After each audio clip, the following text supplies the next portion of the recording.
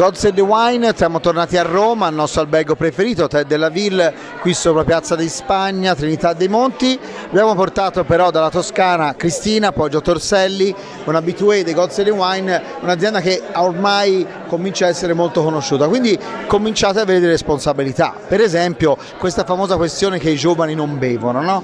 Poi può darsi anche siano veramente troppo giovani per bere, quelli che hanno 18 anni oggi, ma cos'è secondo te che può avvicinarli a questo mondo del vino? Beh, allora, bella domanda Andrea. Secondo me potremmo iniziare a fare qualche evento, qualcosa di più particolare per coinvolgerli e renderli partecipi a quello che è il lavoro che c'è dietro ad una bottiglia di vino, perché probabilmente in tanti non sanno neanche come è la trasformazione dal grappolo d'uva alla bottiglia di vino.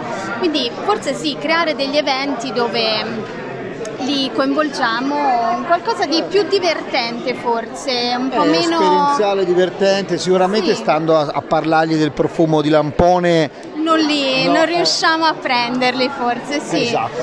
Ecco, poi visto che siamo a Roma, voi ormai siete in tutto il mondo con il vostro vino, ma qui a Roma la cucina romana la troviamo ogni dove, e è vero che il vino toscano sta bene su tutto. Un tuo vino è un abbinamento romano? Ma allora guarda, ti propongo un nuovo vino che noi abbiamo, che è il Monte Capri, è un IGT che è principalmente a base di Cabernet, quindi un 80% Cabernet, un 20% Sangiovese.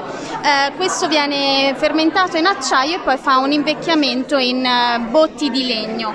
Quindi in teoria un vino di una certa importanza, già dal colore, no? Si vede una bella struttura e forse un abbinamento con la cucina romana, ti direi anche la coda alla vaccinara. Alla vaccinara, dai. Che la vaccinara c'è il suo sugo. C'è il suo sugo, quindi magari si abbina bene per la struttura, per quel tannino che ha, però ecco, direi che secondo me questo vino, esatto, sgrassa la preparazione e la rilancia anche, perché nonostante l'impatto iniziale, il tannino e la piccantezza, poi il finale è comunque fresco. È effettivamente un vino particolare, guarda, lo scopro con voi stasera, è effettivamente molto centrale. 2017, annata sì. Che uno pensa caldo, ricchezza eccetera, invece c'è grazia e finezza anche lì. Grazie mille. Grazie Andrea, grazie a voi.